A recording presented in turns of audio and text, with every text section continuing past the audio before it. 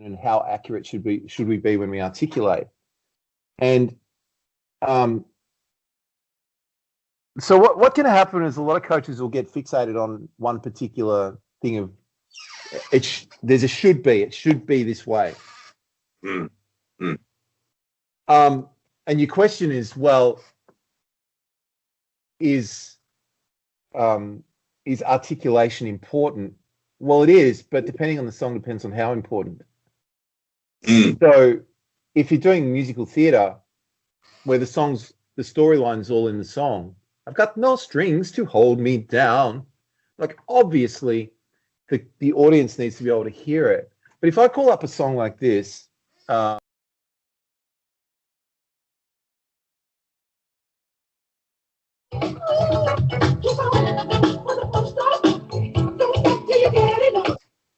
I loved that song for so many years, and it wasn't until about 5 years ago, I'm like, what's this coconut singing? It's like, keep going with the force, don't stop till you get enough. Keep going with the force, don't stop till you get enough. Keep going. But I've been listening to that since I was 10 years old. I had no idea. Yeah. So I can see that the vibe of that song was way more important than having an attention on make sure the diction is perfect. Yes. You know. Yeah.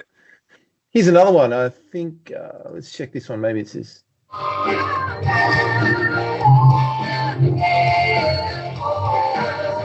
All I hear when I hear that song is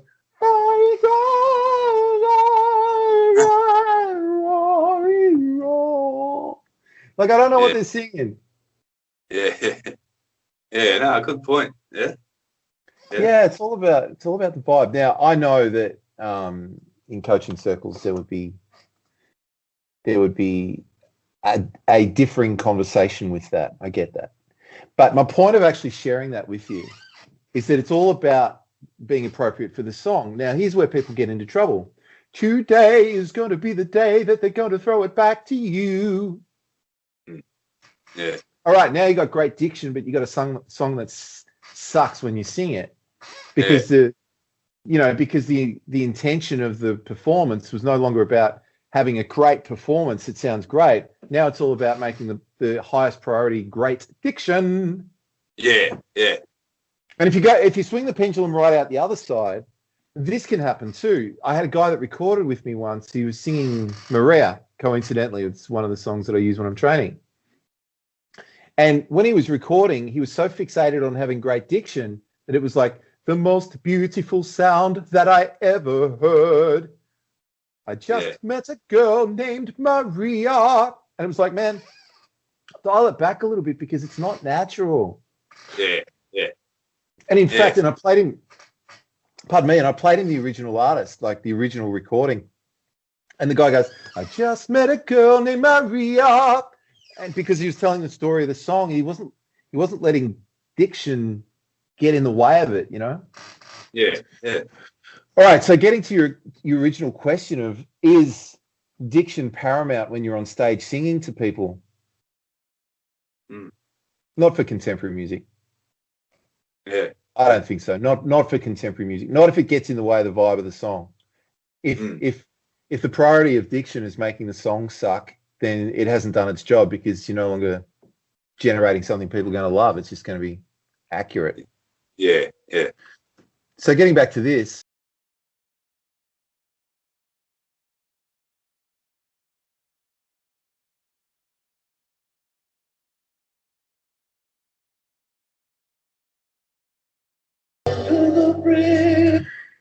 If you sung that live and you had a microphone close, which obviously is the way that works, and you went, I'll exaggerate it. So I'll take it out to the other side where it would be too much. But if you got up and you sat behind the microphone, you got some guitar, keyboard playing, and it's really cool. And you go, the miles go by like what? That's the microphone, by the way. It's on a stand. I've got the ball here, right? The miles go by like water under the bridge. Arguably, they wouldn't understand a thing you're singing, but they'd be like, hell, that sounds cool. Yeah. Yeah. Conversely, if you went the other way with that, the miles go by like water under the bridge. All right, now clearly everyone's understanding what you're saying, but now the song sucks. It's not cool anymore.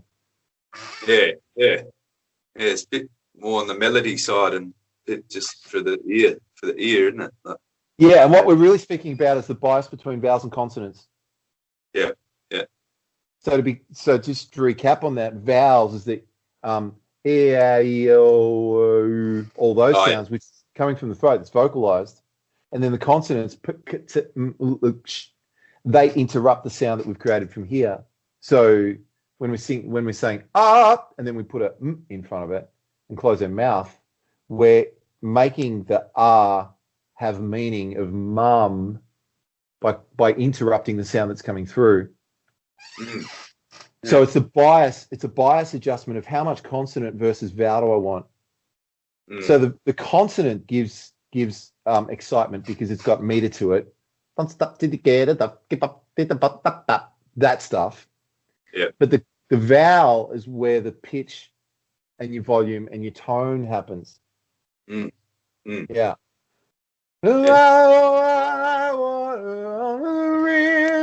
That's all on the vowel.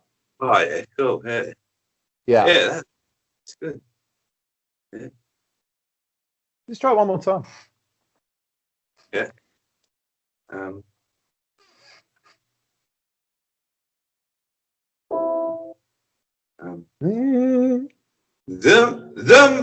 The miles go by like water under the bridge. Yeah, it's too much. The miles go by. It's too much of that. The miles go by like water, and just let it flow under the bridge. Just let it flow like water under the bridge. Yeah. Just relax into it, mate. The miles go by like water under the bridge. Yeah, there's too much. You've got an agenda going on that's not telling the story. Yeah, that's a coaching comment, by the way. But what's happening is you've got an intention of either making it sound big or wanting to make it sound strong, or there's something else going on rather than actually giving the song what it needs. Yeah. Tell me the story of the song, like just the miles go by like water under the bridge. More like that, you know. Yeah. Just do it again and dial it back. And this leads into what we were saying before about the ratio of vowels versus consonants.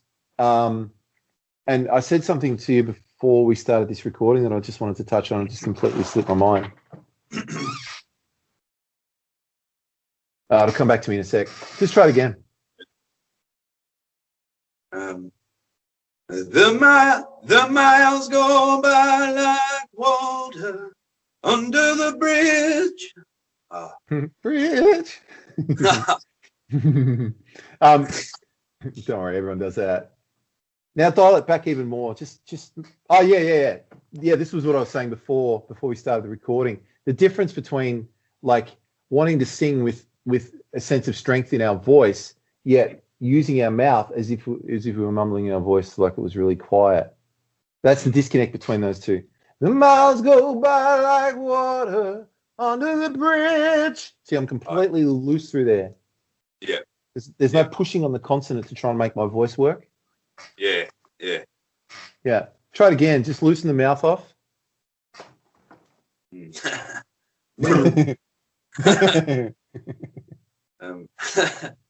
Should be good at that with the motorboat and that, but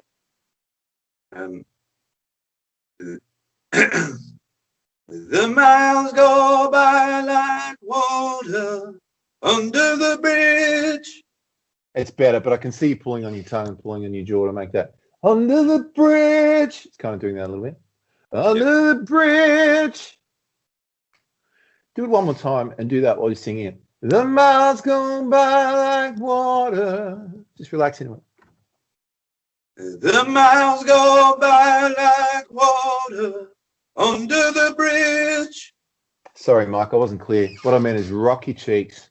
Okay. So that all the muscles stay loose through there. The miles go by like water under the bridge. Yep. The miles go by like water under the bridge. Right. Now, final thing. Don't push it so much. It doesn't have to. It's like, under the bridge. It doesn't have to do that. It's too strong. Yep. Too strong. So this is an illusion. So what I know you're doing is you're trying to make it sound like he is. Everyone would. But what he actually does is not what you do, thinking that's what he does. Yeah. Oh, that. Yeah. So pull it back about 20%. Just the miles go by like water under the bridge. So it's a tonal thing. It's not a pushing thing. Yep. All right. The miles go by like water under the bridge. Yeah, that was way better.